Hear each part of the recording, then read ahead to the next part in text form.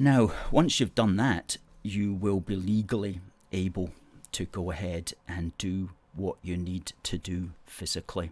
And that's where it's going to be a big fight, because the Home Office does not want to stop immigration.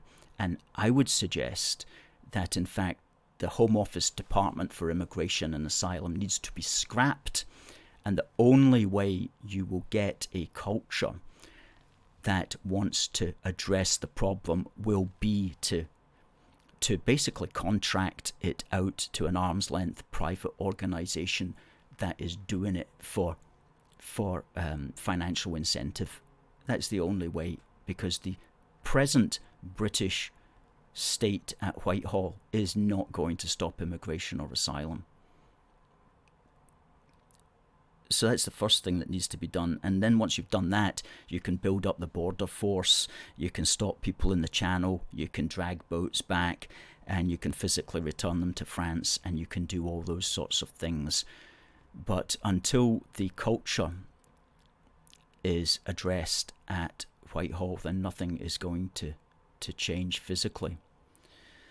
So the legal things are leave the ECHR and then disapply elements of the Human Rights Act.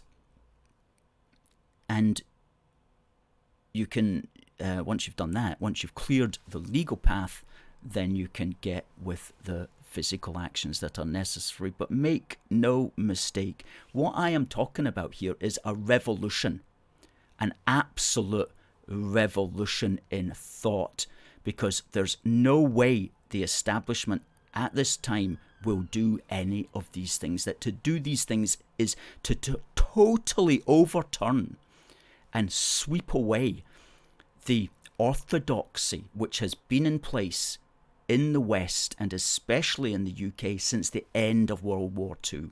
Okay, the end of World War II brought in a whole new post-war settlement, and things like the ECHR and all of these things come from that. And to overturn any of that, to leave the ECHR, that's a massive revolution. And it's only going to be revolutionary people and parties that will carry that forward. Because it is the people who want to keep the post-war settlement in place will scream.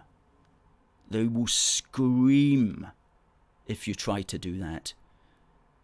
But I think we are entering into a period now where these things are becoming possible, because more and more people are asking, how on earth did we get to the place that we are in?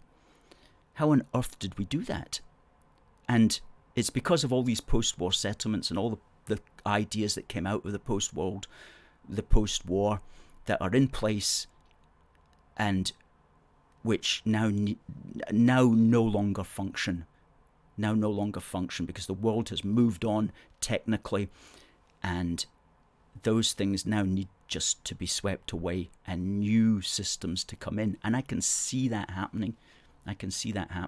So that's a positive message, that at the moment it looks pretty bleak, but we do know what needs to be done. But what needs to be done is a revolution.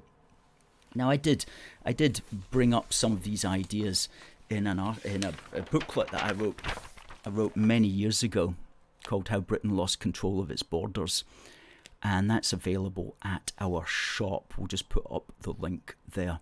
And I really need to update this, because this was written prior to us leaving the European Union. This was written back in 2009. So let's put the shop banner up there. There we go.